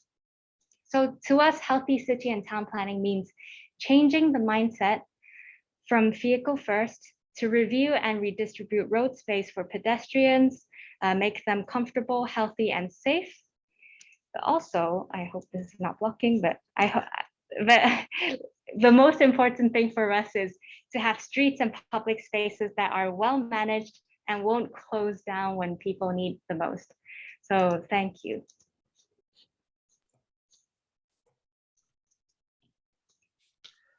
Thank you, TW and Chin Chin, to give us an overview about Hong Kong's situation, as well as giving us an overview on what the HKIP is advocating in response to the pandemic, as well as to create a streets for all, so that everyone could actually enjoy the streets, and also to make the situation more balanced for all the road users. So our next speaker that I'm going to introduce is Benny Chan. Benny Chan is the Vice President of the Hong Kong Institute of Urban Design, and he's also the Chairman of Architects Registration Board of Hong Kong. He has worked in the Architectural Services Department in Hong Kong for almost 30 years, and he was the Assistant Director when he retired in 2017. He was responsible for the architectural design and management of in-house projects in the department, approval of architectural design of outsourced projects, as well as establishing architectural design standards for public buildings in Hong Kong. Benny, would you have any thoughts in response to the panel's presentations? Sorry, you need to, yeah. Yes. Okay, thank you very much for Justin's kind introduction of me. And also thank you very much for the wonderful and also inspiring presentation by Skye, Lucy, and also me, Cam, and TY, as well as Chin Chin. The initial function of a street may simply be a passage for people to travel around in or outside the cities to search for the resources necessary for their basic needs of survival. However, it is a public space that people can meet and interact. It has been developed. Sorry, Benny. Sorry to interrupt. Would it be better to if you could speak louder, or if the microphone could be adjusted a bit more so that your volume could be heard more easily? Okay. Is it better now? Yeah, slightly better. Yeah. If you could speak up a bit more, it would be great. Okay. Thank you. Okay. So however, as street is also a public space that people meet and interact, it has been developing continuously in human history to perform numerous functions to satisfy different levels of human needs. Street life are used to be vibrant and colorful in the history, as recorded in a very famous Chinese painting, who painted the vibrant street life about 1,000 years ago in a street in the capital of the Song Dynasty.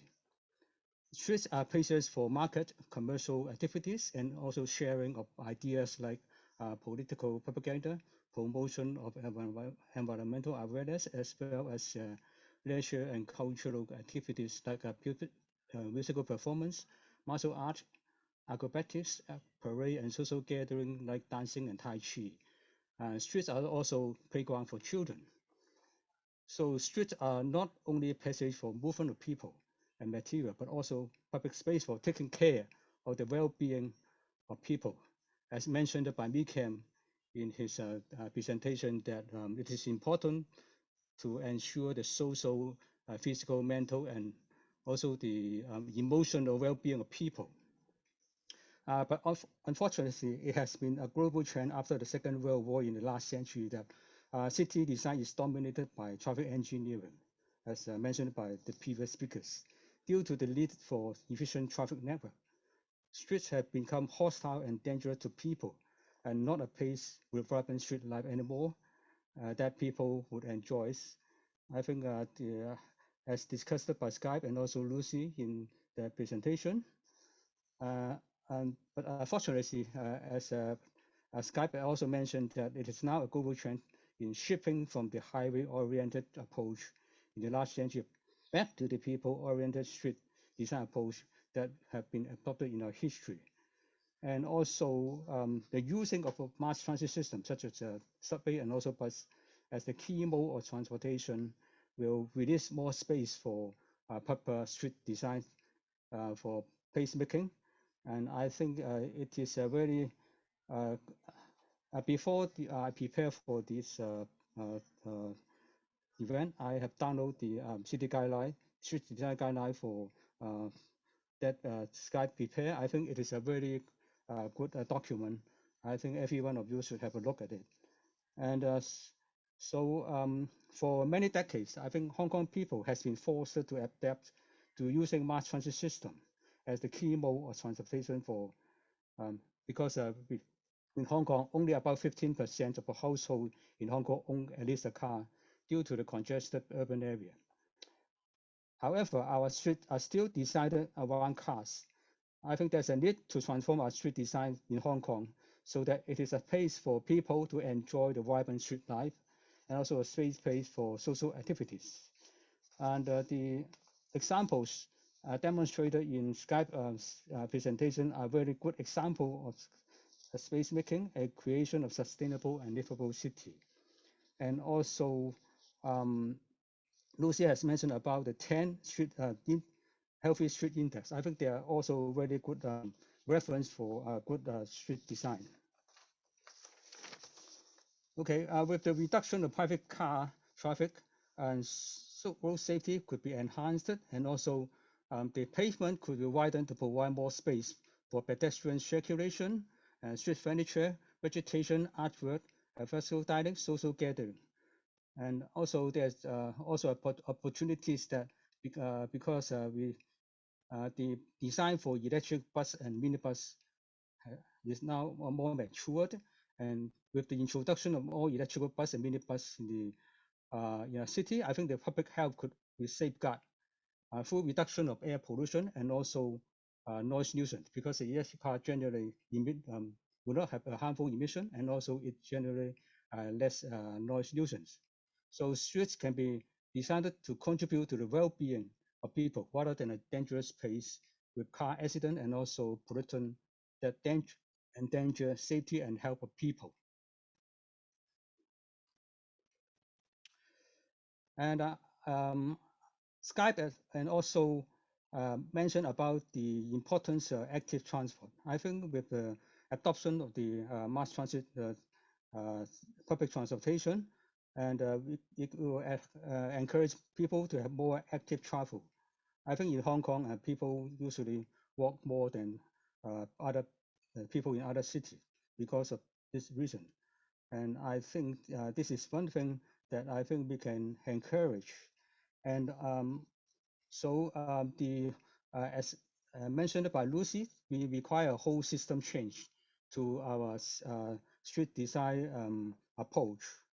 And as one thing that I may add to the points highlighted by the previous speaker is that many cities are facing the challenge of aging population. as mentioned by TK and also Chin Chin in their presentation. For example, about 10 years later, the percentage of elderly people in Hong Kong over 65 will be doubled to more than 30% by 2035. And I think some of the other cities, the situation is even worse than Hong Kong. Okay, I think with such a high percentage of elderly people, it would be unlikely that we can find sufficient workers in our shrinking working population to look after the huge number of elderly people in elderly home or hospital. And also their children may not be able to afford too much time to take care of them. I think the only solution would be active aging to ensure that most of the elderly people could live healthily in the city on their own, okay? So that they can live independently in their own community, to stay in their social network as long as possible.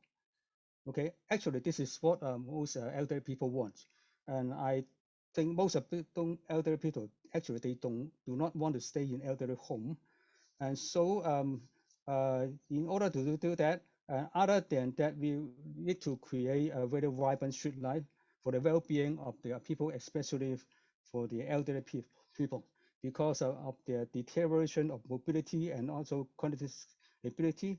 They may not be able to move around like young people.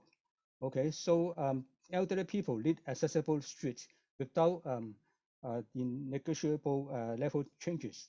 For example, step and curbs. They need ramps, and also they need drop curb. And also because of their deterioration in cognitive skill, we need to design our city with more straightforward pedestrian circulation pattern with visual clue to compensate for the fading sense of orientation. Landmark feature of artwork will also be provided at strategic location. Tactile, audio, and visual information should be provided to assist people with visual and also hearing impairment. We need age-friendly design for a city. Okay, so I think in future we need to make sure that our streets are people-oriented and walkable and friendly to all walk people, especially for the elderly people and also the children. Okay, so that is the point I want to make at this moment. Thank you very much.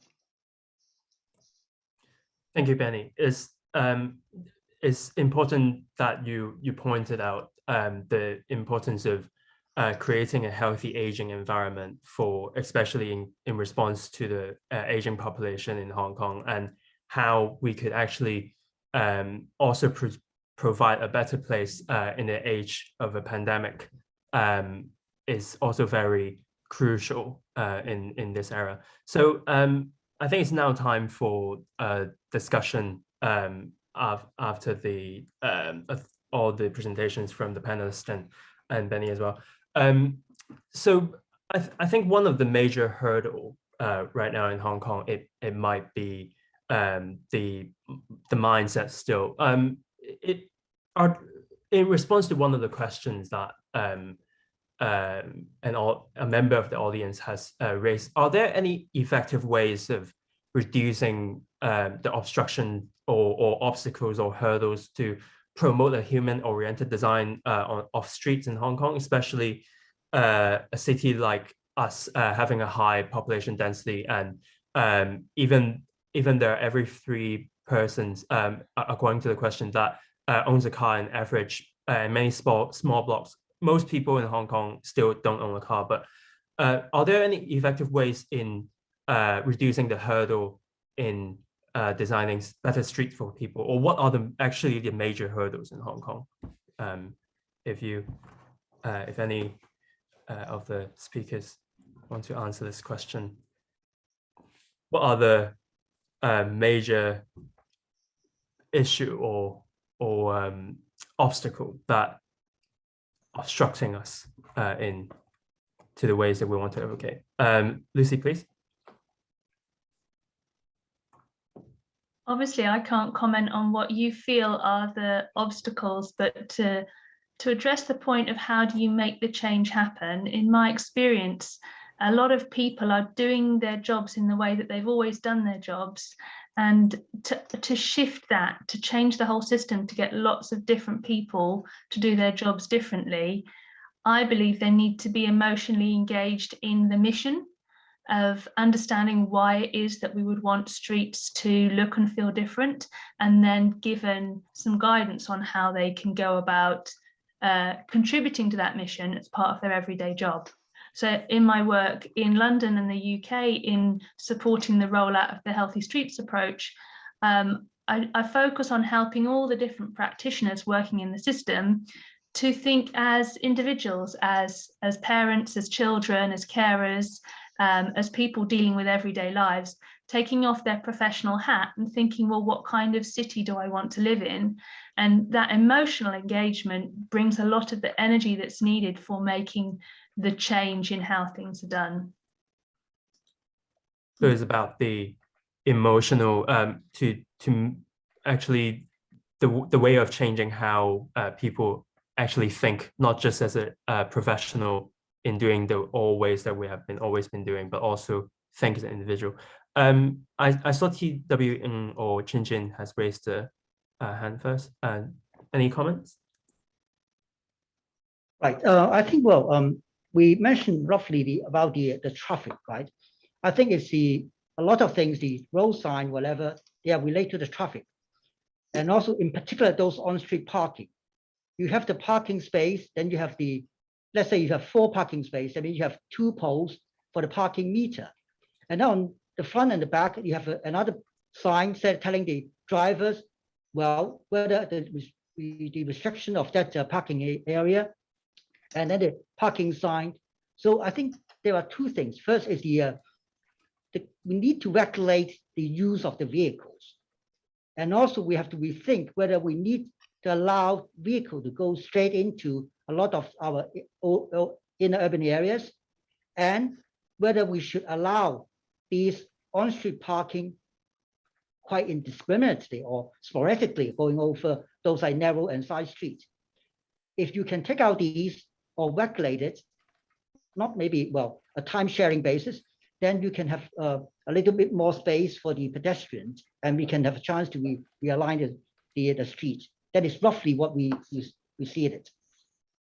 In my opinion, I think the question asks how, what can reduce the obstructions of promoting these human-oriented streets. I think, as Skye mentioned earlier, measuring things will really help bring changes to the place. And I think if you have the data or measurement and you show this to decision makers or business owners on the street, they are more likely to trust you or be encouraged to also promote this human-oriented street planning. So I think measuring and data would reduce some obstructions in this.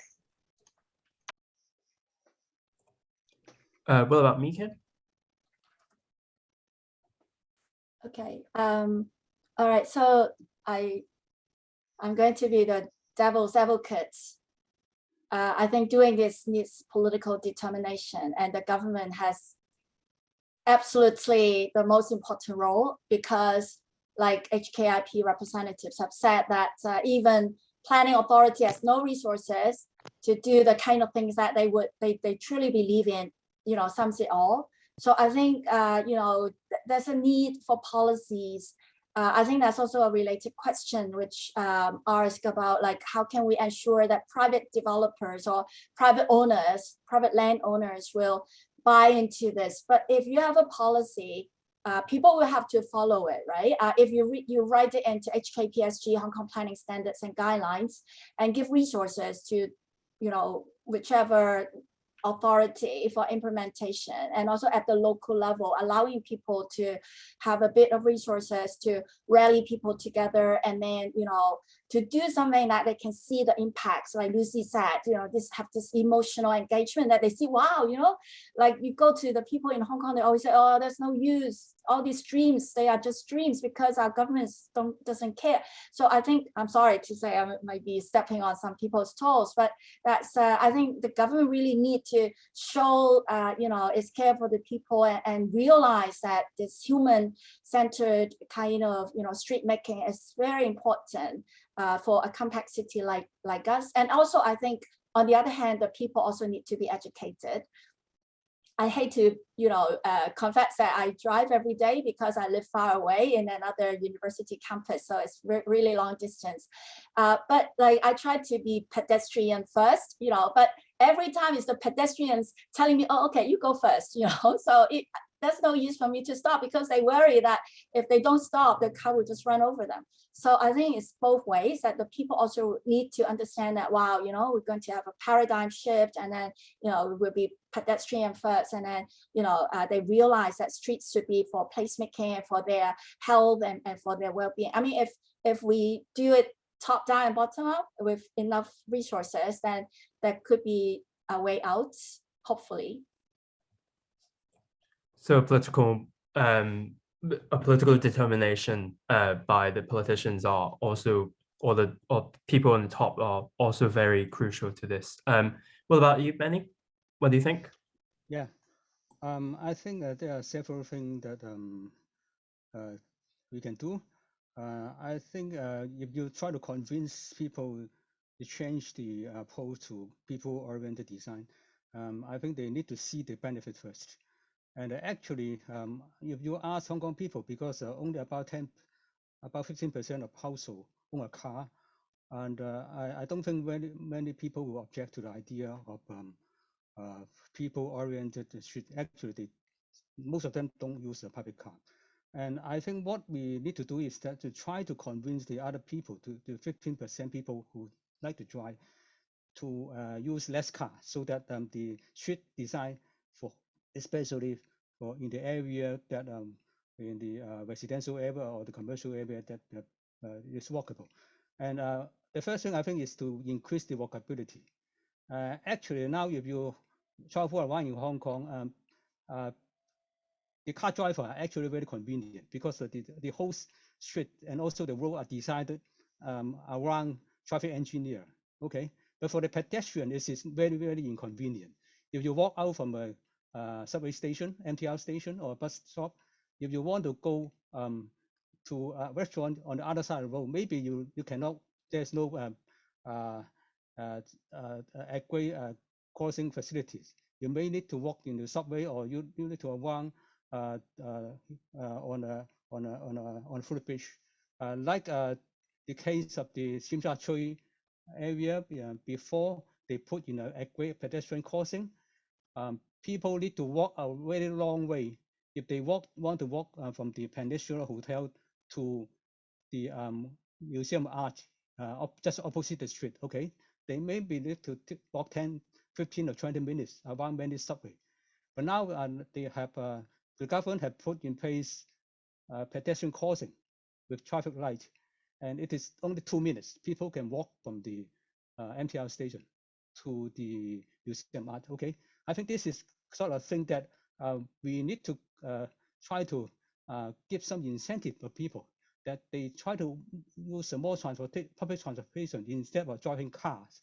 And if they can convince that, I think even though for the car driver, they may own a car, but if they go to some, for example, go for a concert in the cultural center, if the walkability from the MTR station to cultural center is very good, they may forget driving the car, just put the car in the garage. Okay, I think this is one of the things that we need to do. Another thing is that just TK has mentioned about, and also Chin mentioned about the road management.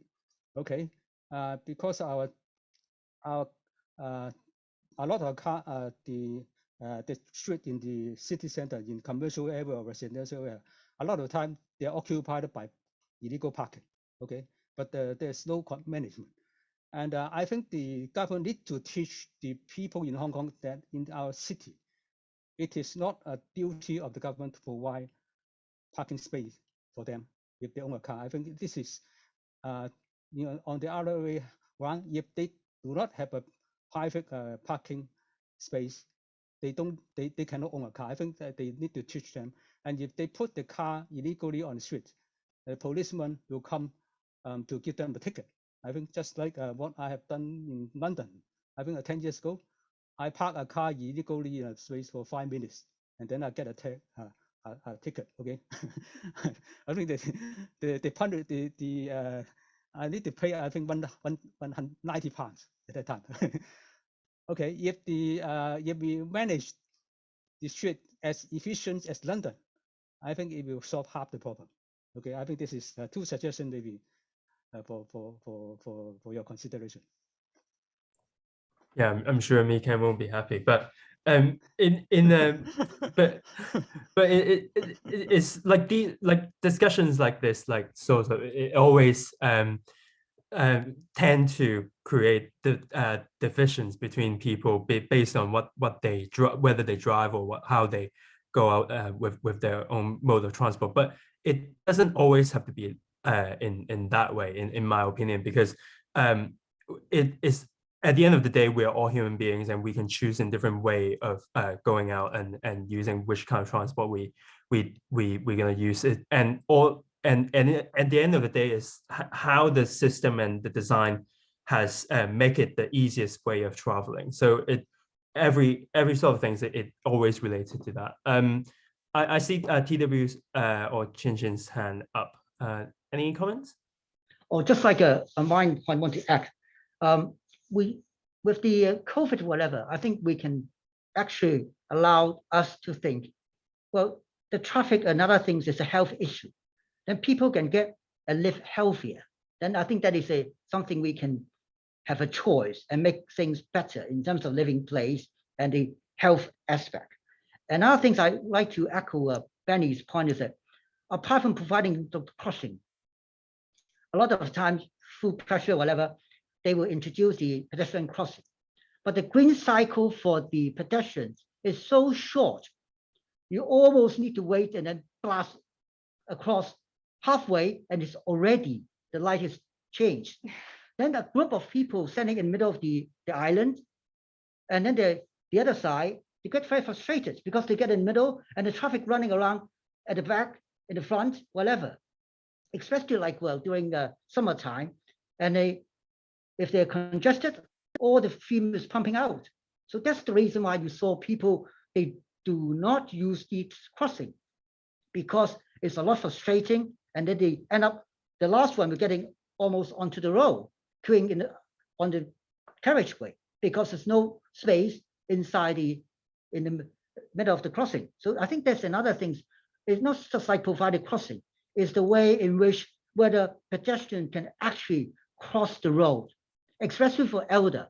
Sometimes I get it across, just getting there. Yes, I look back, a lot of other people, they cannot. I think we need to think about that. Thank you.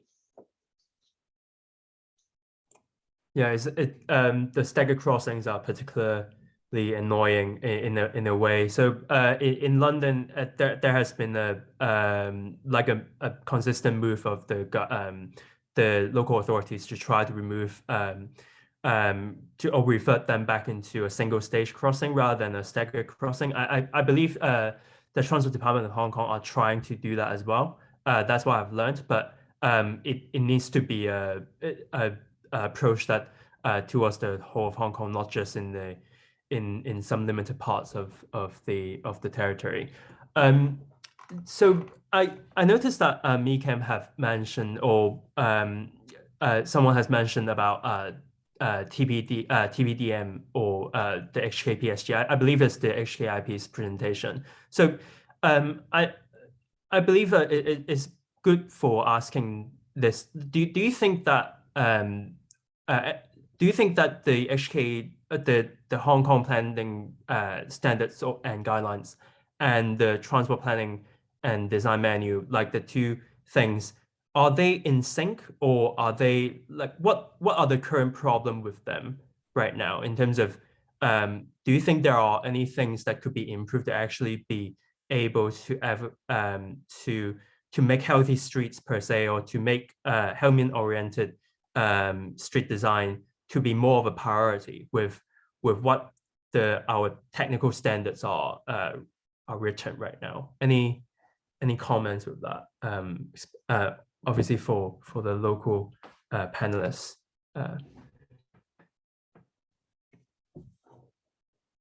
TW, was it? Oh yeah. Yes. Sorry, Hannah. I think well, for the Hong Kong planning standards and guidelines, there are just different chapters, and then one is about the transportation, whatever. But those are in consultation with the transport department, and also the Hong Kong planning standard and guidelines is an advisory document, so it's not mandatory.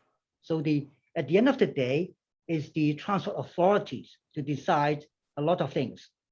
So that is the situation about it. That's the reason why the planning authority has actually, well, a secondary or even, well, minute role in terms of actually dictating or leading certain improvement. In our presentation, we've mentioned about that. In terms of the TPDM or whatever, I think the transport department is looking at the, try to do studies and look at the pedestrian requirement, whatever. I see there are two aspects. It's not just like whether you've got a standard, it's the way in which what you take is more important, the mindset. What is the main thing first? So you've got all the requirement standards, but how do you do it? And what will take precedence first? And secondly is that, yes, in our presentation, we've mentioned it in new towns, whatever, we have a relatively good kind of like design, but we need a concrete effort to improve the existing urban areas. First, because they are the major problems there, and we have a lot of people, different ages and elderly living there. If we say, well, we let redevelopment run its natural courses, they would not. You see, a lot of places is ripe for development. If you do not intervene or guide them to develop, for example, asking them to provide setback, by the time they be developed already, it may take another 50 years before you have a chance to widen the street. So that's the reason why we think it's important to think now and act now. You do not need to wait until 100% ready to go and react and respond. Otherwise, you will perhaps wait for another 80 years. So that is again, well, we need a more proactive approach, and also the really the mindset changes, and then think about the pedestrians and how to do maybe incrementally what we can do right now, bit by bit, maybe leading up to the stage we saw in the earlier presentation, but at least we have a start now and move on and engage the locals, and also start to, I agree with everybody, is like education and also the significance and see the results. I think it would be important when people see results, they will have confidence, they can take bigger steps. Thank you. So people need to see it to believe it. So it's not just we can't be perfect at once. That's why I've heard. So what about me, Kim? Sorry, hand up. Yes. I know Max is around as well. Like Max and I and a team actually worked on a local plan in a place called Tsuen Wan in Hong Kong, and it's so true that management is definitely a big issue. Two examples. One is in a market streets with many people, and then the shops are putting everything outside, so that they can actually get the attention of the customers. And then we don't really have clear enforcement of the policy. So sometimes the police came, then the police will be just manage certain part of the place, and then another authority will be another part. So they just don't jointly enforce the law, and therefore it makes pedestrians' life very difficult in maneuvering those spaces. Or there's a serious illegal parking problem, and we discovered that actually these illegal parkings are actually parking in restricted zones.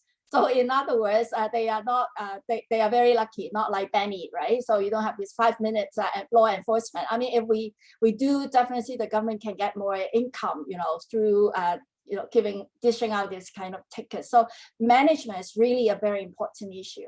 And also, like, we can actually see a lot of places where we can have, like Lucy said, some minor changes that will actually, boost the healthiness of the streets a lot. But then the local council actually has very little, money and resources to do this kind of work. So maybe not even $100 per person per year. So I mean, you can imagine with that kind of resource level, you can just do very, very little. So again, I think maybe that's an even bigger issue is like allocation of resources in our city. Should the city actually we think about the resources that's also should be sort of be available at the local level, so that people can actually exercise their imagination and creativity, and based on their understanding of the local context with the place-based knowledge, that they can think of ways, creative ways to improve even a little bit, the street environment, and improve, their sense of place and also well-being. I guess that's also very important. Thank you, Mika. So the management and the allocation of resources are crucial for this problem. What about Benny? What do you think? I think TK has mentioned a very important point. We need a change in mentality of the government, especially the transport department. Okay, we are talking about that it is a global trend of shifting the city design from a car-oriented approach to human-oriented approach. But unfortunately, the transport department, the mentality is still the old mentality in the last century. Okay, so if they don't change the mentality, whatever we discussed at this meeting, whatever guideline produced by NGO or other organization, the situation of Hong Kong will not change. I think this is very important, that a change in mentality of transport department in the design of streets, and also the mentality of the government managing the streets, like the Hong Kong police, and also in collaboration with other departments to have a proper management of the streets. Thank you. Thank you. That brings us to a very good link to another extra question on raised by an audience about the planning department and the transport department are currently under two different policy bureaus, which are not making the implementation of healthy street concept easy, or human-oriented designs may not be the same, like they may not have the same mindset or objectives in policy, because they are from different bureaus. So could speakers share your share any success story? And actually, I think it's just for Lucy, because from your foreign experience in London, UK, any success story for situation like this? How do you convince, other than making them put away their professional hats, is there any situational success story that Hong Kong might be able to follow suit? I think there are definitely a lot of similarities between London and Hong Kong. And in London, the planning decisions are made by a different organisation to the one that makes the transport decisions. But they do have to coordinate with each other because transport and planning are so interlinked. So what they needed was one broad framework which they could both see delivered their own priorities, but that was shared. And that was where the Healthy Streets framework was very successful, because it's not using transport language and describing a list of transport issues, and it's not using planning language to describe a range of planning priorities. It is universal language which both of them could look at and see, well, this vision for Healthy Streets is going to deliver against our objectives. And then you can ask them, okay, so how do you feel this is going to help you achieve what you want to do? And they work out for themselves how they're going to implement it in policy, how they're going to measure it through their work. But it helps to bridge that gap between the two. but not just planning and transport, but also Benny was talking about management, and we've had some discussion about enforcement. There are so many other agencies and other stakeholders who need to be brought on board. So planning are going to listen a lot to property owners and property developers as well. So they need to also be to be asking for the same things. So it's about making it easy for everyone to say yes. And that's where your framing is key. So if we're going to convince a lot of people, from the politicians to the general public to all the practitioners, to do things differently and to think differently about the streets, they have to have something simple that they can all buy into and find it easy to say yes to. I think one last question for from the audience is that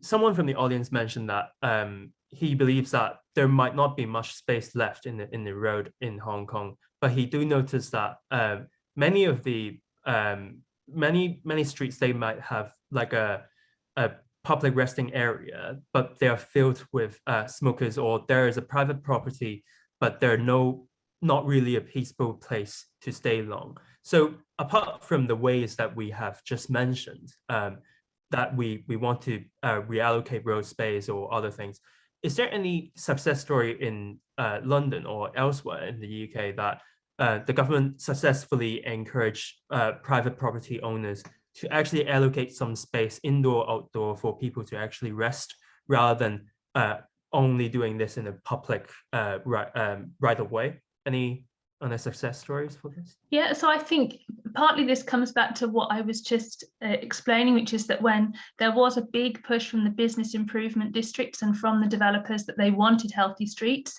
and they were willing to play their part, and they lobbied for that, and they got some requirements put into planning policy that support delivering healthy streets. So that relationship between the planning authority and the developers is important.